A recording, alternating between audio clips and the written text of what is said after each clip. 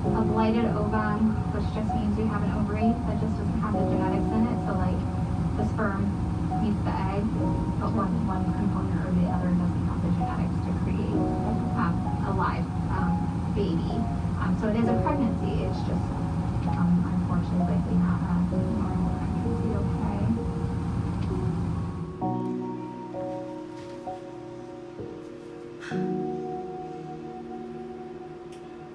I don't know how this video is going to turn out.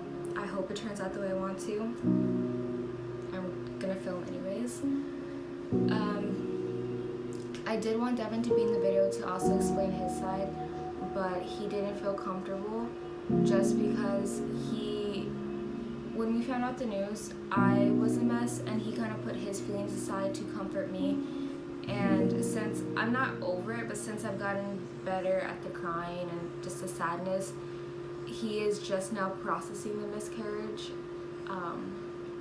Like it just now hit him, and if he talks about it, he will get emotional. I still get emotional, but like I said, I've handled it a lot better. He's still processing it, so that's why he's not going to be in the video, even though I would like him to. So yeah, I found out I was pregnant December 6th, 2020. I was 3 weeks and 6 days pregnant. January 6th, 2021, went to go see if the pregnancy was viable. It was not. I believe I was 8 weeks and 2 days when that happened. I was diagnosed with a missed miscarriage, which basically means I had no symptoms of a miscarriage, but I was diagnosed through ultrasound. When I was diagnosed, she gave me 3 options to do, which were expectant management. I don't know the technical term for the second one, but it's basically taking a pill, and then surgery. I did expectant management just because Devin and I did not have the heart to do the pill surgery.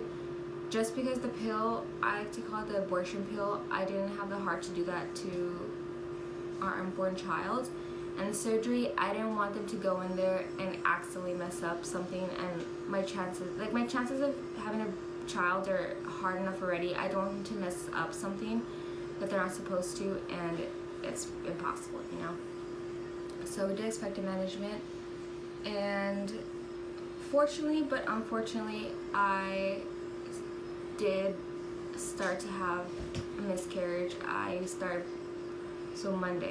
Monday, I started bleeding and cramping really bad. Like, I cannot describe this pain to a man, let's just say that. The worst pain of my life. I don't know how to describe it because that's how bad it felt. It was to the point where I went to the ER for the pain. I like to say I have high pain tolerance, so for me to go to the ER, that was super painful. I never given birth, but I'm just assuming that's just how labor feels like. I'm assuming that's how contractions feel like because my body was just in pain. At the ER, Devin couldn't come in the visitor center. They couldn't come in the room with me because of COVID, but he could stay in the lobby. I told him to go home though because it was going to be a while. Even though he insisted to stay, I told him to go home because I was there for about 3 hours. I was put on morphine and, TMI, but the doctor had to unclog me. I had a lot of clots backed up in my cervix, which was kind of making my uterus work overtime and pushing everything out. So that truly helped with the pain, that and the morphine obviously, because the next day, coincidentally, like I would miscarry the day before, the next day I had my OB appointment to see if my body did its thing, and she checked out, everything was great. My body did what it was supposed to. What the ER doctor did, when he unclogged me, that basically helped. He took everything out for me, which means I no longer have to do the pill or the surgery, which is what me and Devin didn't want in the first place. So everything's going good. I'm still taking it pretty hard. I'm only taking it hard because I feel like I let Devin down. He in his heart truly feels like it was not my fault, which by the way, it wasn't either one of our faults. The doctor said it was genetics, which means it was either a bad egg or bad sperm, and my body terminated the pregnancy because it wouldn't be compatible for human life. It's a lot more medical terms and technical than that, but in layman's terms, that's what it was. But his reaction was so priceless. It was the best feeling in the world to see him that happy, and for me to take that away from him, it breaks my heart. To this day, it breaks my heart. So that was the only reaction, like out of sadness, that was one of the main reactions I had. That, and I thought about what could have been, like, you know, like we could have done this, we could have decorated the nursery like this, we could have dressed our baby like this, things like that. And my surprising reaction, and I say surprising because a lot of women who go through miscarriages do end up having this reaction. Surprisingly, I was not angry at God at all. I did not blame God. I did not question God, ask him why did he do this to me. I was not angry at him. I had a sense of comfort from him. It was a feeling from God I never received before, and I am so grateful and blessed for that, because I didn't want to like have any anger towards God.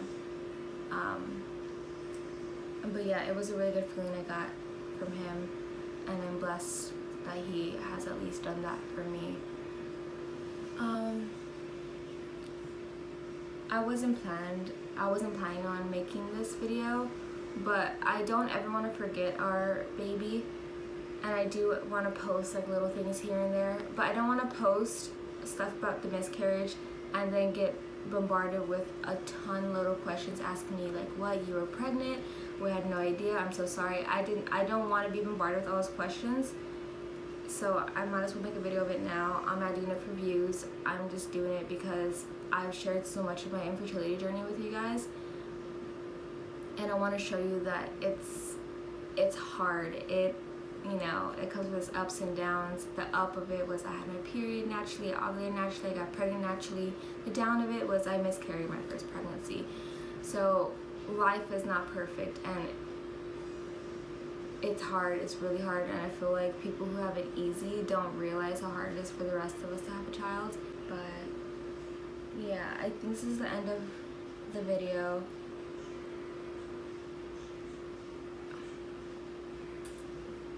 Thank you guys for all your support.